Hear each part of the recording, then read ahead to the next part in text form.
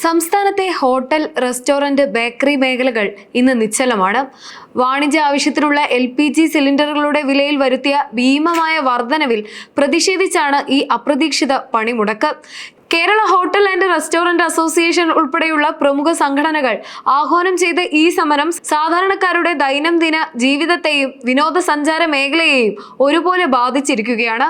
പൊതുമേഖല എണ്ണ കമ്പനികൾ വഴി 19 കിലോ തൂക്കമുള്ള വാണിജ്യ സിലിണ്ടറിന് ഒറ്റയടിക്ക് 993 രൂപ വർദ്ധിപ്പിച്ചത് ഈ മേഖലയിൽ വലിയ പ്രതിഷേധത്തിന് കാരണമായിട്ടുണ്ട്.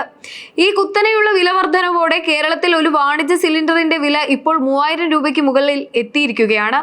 സാധാരണഗതിയിൽ 100-150 രൂപ വീതം വർദ്ധിപ്പിക്കാറുള്ള സ്ഥാനത്ത് യാതൊരു മുൻകരുതലും ഇല്ലാതെ 1000ഓളം രൂപ വർദ്ധിപ്പിച്ചത് അശാസ്ത്രീയമാണെന്നും ഇത് ചെറുകിട വ്യവസായികളുടെ നടുവൊടിക്കുന്ന നടപടിയാണെന്നും ഹോട്ടൽ ഉടമകൾ കുറ്റപ്പെടുത്തുന്നു.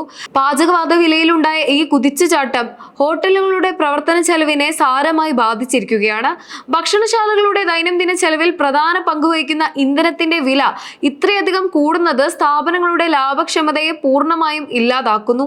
കോവിഡ് പ്രതിസന്ധിക്ക് ശേഷം സാവധാനം കരകയറി വരുന്ന പല സ്ഥാപനങ്ങളും ഇപ്പോൾ വീണ്ടും അടച്ചുപൂട്ടൽ ഭീഷണി നേരിടുകയാണ്. ഇത്തരം സാമ്പത്തിക സാധ്യതകൾ താങ്ങാനാവാതെ വരുന്നതോടെ ഭക്ഷണ സാധനങ്ങളുടെ വില വർദ്ധിപ്പിക്കാൻ ഹോട്ടൽ ഉടമകൾ നിർബന്ധിതരാകുന്നു.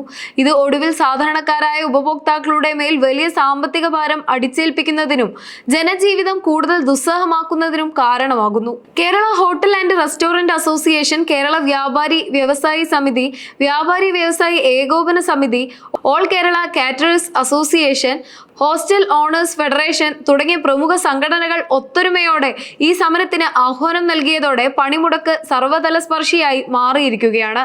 കേവലം ഭക്ഷണശാലകൾ മാത്രമല്ല, സംസ്ഥാനത്തെ ബേക്കറികളും സ്വിഗ്ഗി, സൊമാറ്റോ തുടങ്ങിയ ഓൺലൈൻ ഭക്ഷണ വിതരണ ശൃംഖലകളും ഇന്ന് പ്രവർത്തനരഹിതമാണ്. വിവിധ സംഘടനകളുടെ ശക്തമായ ഈ ഐക്യദാർഢ്യം സമരത്തിന്റെ വ്യാപ്തി വർദ്ധിപ്പിക്കുകയും വിനോദസഞ്ചാര മേഖലയെയും പൊതുജനങ്ങളെയും ഒരുപോലെ ബാധിക്കുകയും ചെയ്തിട്ടുണ്ട്. സംസ്ഥാന വ്യാപകമായി നടക്കുന്ന ഈ ഹോട്ടൽ പണിമുടക്ക് സാധാരണക്കാരായ ജനങ്ങളുടെ ദൈനംദിന ജീവിതത്തെ സാരമായി ബാധിച്ചിരിക്കുകയാണ്. ഇന്ന് രാവിലെ മുതൽ ചായക്കടകളും ഹോട്ടലുകളും അടഞ്ഞു കിടക്കുന്നത് ജോലിക്ക് പോകുന്നവരെയും ദൂരയാത്രക്കാരെയും വല്ലാത്ത ദുരിതത്തിലാക്കി. പ്രത്യേകിച്ചും റെയിൽവേ സ്റ്റേഷനുകൾ, ബസ് സ്റ്റാൻഡുകൾ എന്നിവിടങ്ങളിൽ എത്തുന്ന യാത്രക്കാർ ഭക്ഷണവും വെള്ളവും പോലും ലഭിക്കാതെ അലയുന്ന ദയനീയ കാഴ്ചയാണ് പലയിടത്തും കാണാൻ സാധിക്കുന്നത്. കേവലം യാത്രക്കാരെ മാത്രമല്ല, ചികിത്സാ ആവശ്യങ്ങൾക്കായി നഗരങ്ങളിൽ എത്തുന്ന രോഗികളെയും അവരുടെ കൂട്ടിരിപ്പുകാരെയും ഈ സമരം കടുത്ത പ്രയാസത്തിലാക്കി.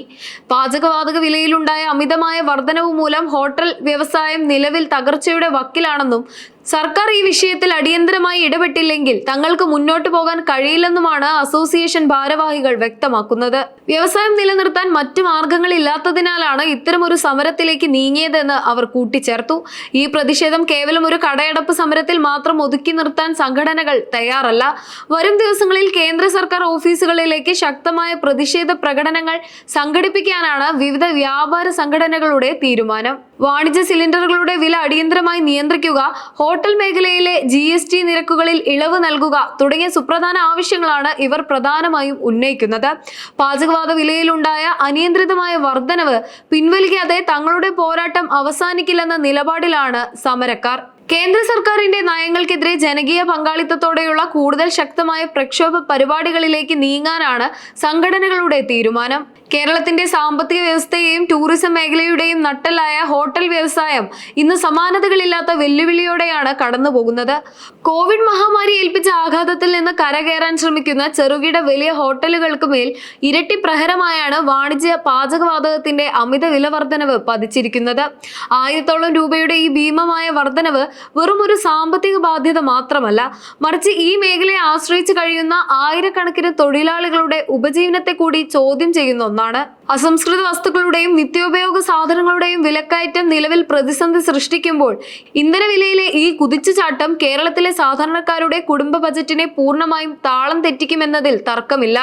സർക്കാർ തലത്തിൽ അടിയന്തരമായി ഇടപെടുകയും വാണിജ്യ സിലിണ്ടറുകളുടെ വിലയിൽ ഇളവ് വരുത്തുകയോ സബ്സിഡി അനുവദിക്കുകയോ ചെയ്യാത്ത പക്ഷം വരും ദിവസങ്ങളിൽ ഭക്ഷണ സാധനങ്ങളുടെ വിലയിൽ വൻ വർധനവ് പ്രതീക്ഷിക്കാം.